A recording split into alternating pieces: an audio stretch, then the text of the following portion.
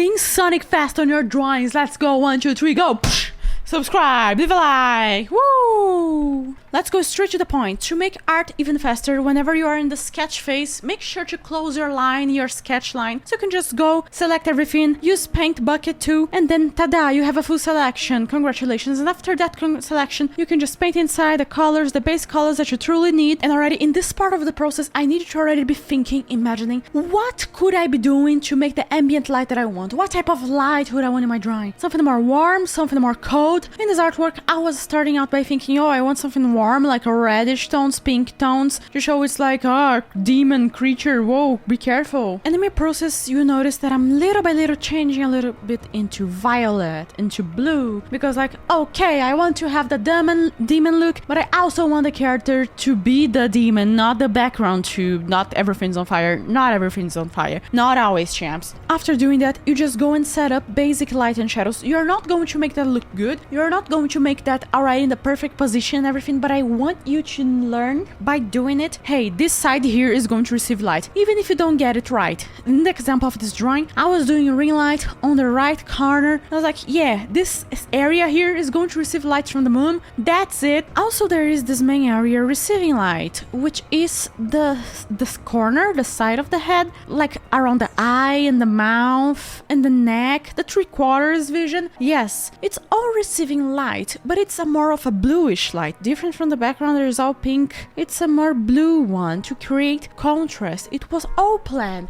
My objective here was to make, if background is warm, the main light in the character's face is going to be blue. Just by selecting those small things, even if it's looking sketchy, even if it's not looking perfect, you are already saving so much, but so much time for you. You are saving a lot. And by a lot, I mean that. Because once you have everything separated, you can finally understand, here's this place, here is this other place. Now it's only detailing, literally only detailing and adjusting colors to the way you want. But after you got all the basics, where's light, where's shadows, I like blue tones here, I like warm tones here. That's it. That's the fastest way possible for you to get your artwork done. Under 2 and 40 seconds, 2 minutes and 40 seconds, I gave that tip. You're welcome. Hit a like, subscribe. Let's go. So let's keep on going. After doing all those basic details, I was like, okay, I want to adjust my light even more. I believe my artwork needs to be even more adjusted. So I go and start using curves too, or color balance, any of those tools that can help you just change the colors that you completely have in your whole drawing at the moment.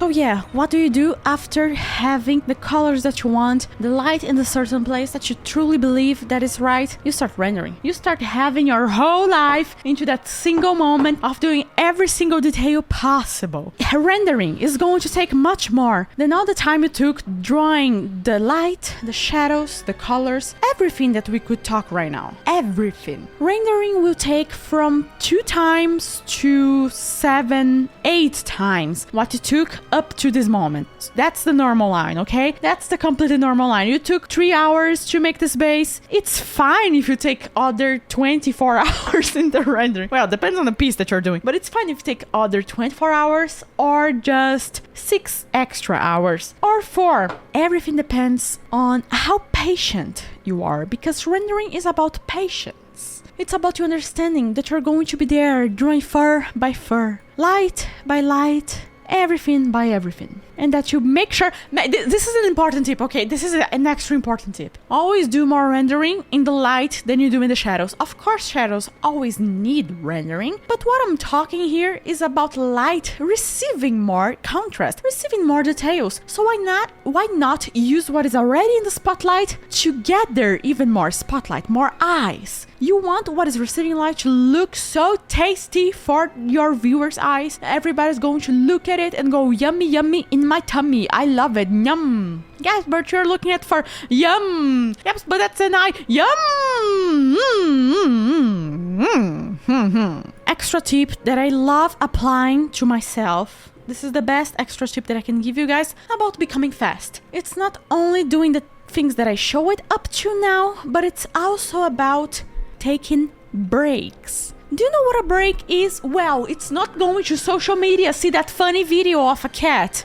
I'm not joking, it's not a break. A break is literally you going outside of your computer or smartphone and doing nothing, giving your brain a complete break from everything. Because while you're doing nothing, absolutely nothing, pure idleness, your brain is there resetting itself, cleaning everything inside, taking out the trash, just making everything a beautiful and lovely house. So once you have the house all cleaned up, you are able to use that again as fast as possible, as precise as possible in a high performance. And that's what I do, and that's why I receive so many questions. How can you be fast? I focus on the basic, the obvious stuff that people ignore. Don't ignore resting. Resting is not like, oh, I'm chilling. No, stop that. Also, doing exercise in the middle of your drawing sessions is chilling. Did you know that? Yeah, your body was staying still for so long, it needs to get its